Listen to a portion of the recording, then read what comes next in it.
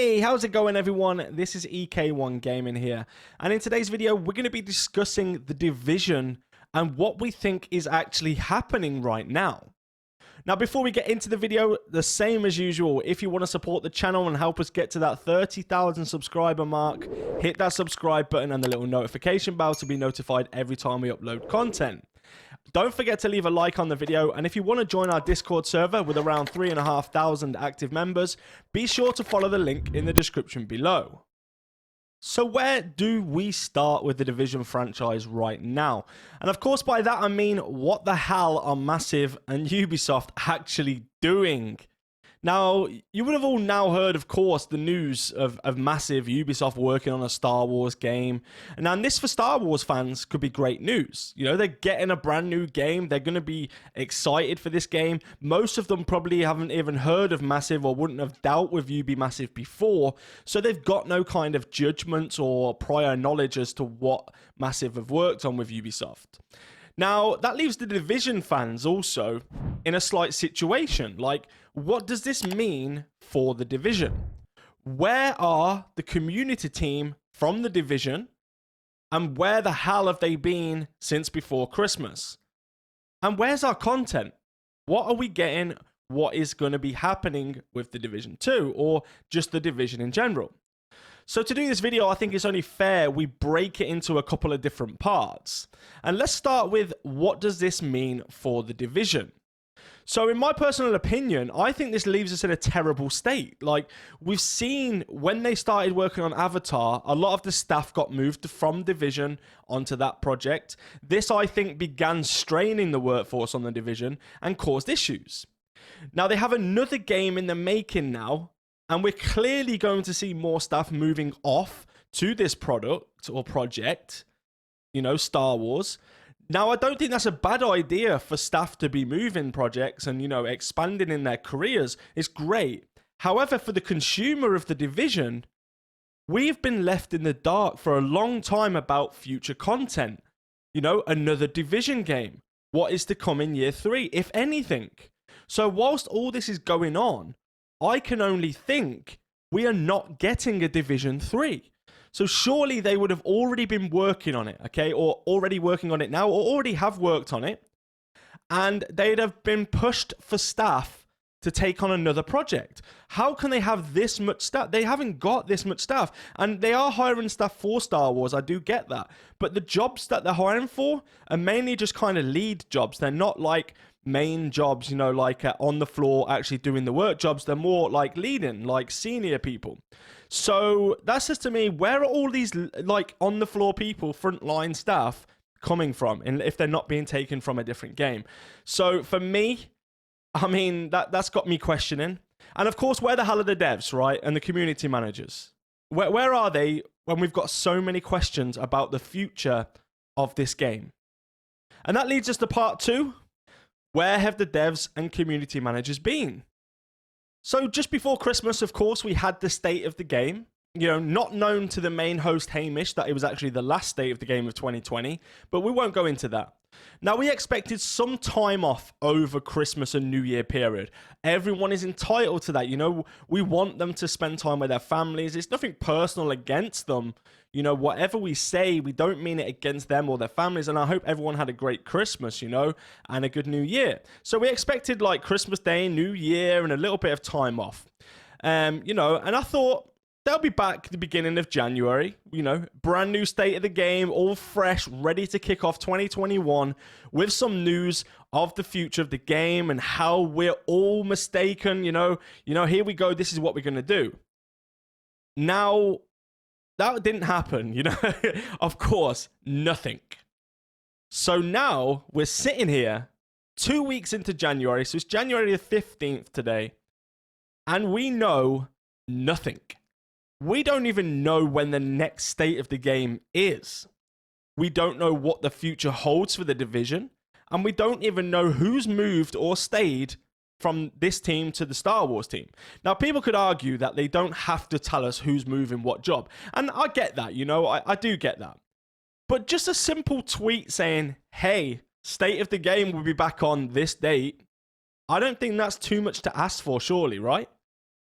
Now, of course, it's too much because we're dealing with a team of people who don't know what they are doing tomorrow, let alone next month or let alone in 6 months. Now, the lack of organization is clear within this studio. They honestly have no plan ahead for anything, which in my opinion is why we always get broken updates. We always get broken things in the game because it's simply rushed all the time. The people they have testing the game are not giving accurate feedback, and that goes for content creators too. Of course, we've called a couple out on Twitter recently and they don't like it. But honestly, if you're there to test the game or you're getting early access to a game, don't blow smoke up their asses, just tell them the truth. And this is what's happening. It's being rushed. It's being like, oh, damn, what do we do? Let's just do this event.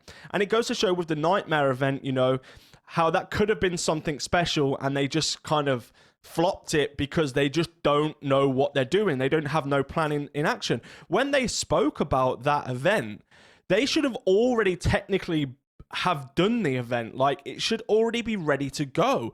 Not them saying we're going to do it and then they start working on it, because things like this happen where they can't actually do what they're trying to promise people or tell people that they'll do, which causes upset within the community. But all that aside, we found out, via Twitter, because that's where we find all of our information out, is that they all had a month off. 1 month. A whole month off. Now, I want a job there now, because what company allows a team to have a month off? Especially when they've all been working from home. Now, I use the word working very lightly when I say working from home for these guys, because let's face it, we haven't seen anything at all being produced in the last year. So this just tells me they clearly have no work to do. Have they given up? Are they calling it a day with the game? If they're that busy, they wouldn't have all this time off. So they can't be working on updates, right? I don't get it. I just don't understand. I might be wrong, but it doesn't make any sense from a business point of view. Saying that, though, Massive Ubisoft never makes sense in any of their methods. And we will soon see what happens with that.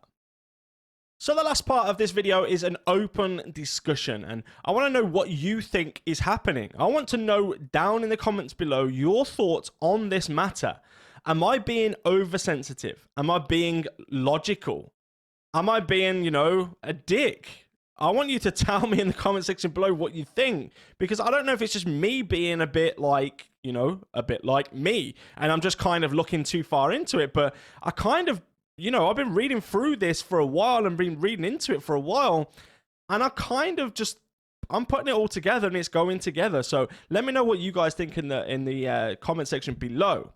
But for me, final opinion, I don't think there's any plans as of yet for Year 3 content. I certainly don't think there is a Division 3 in the making, but we will all stay hopeful, of course, in thinking we may get these things. But my hope is I kind of, it's kind of running out now. My hope is literally disappearing every month that goes by. Like there's a community manager that did a stream last night or the night before and avoided every question about the Division's future. Why would this be? Why wouldn't they utilize the time to engage with the community?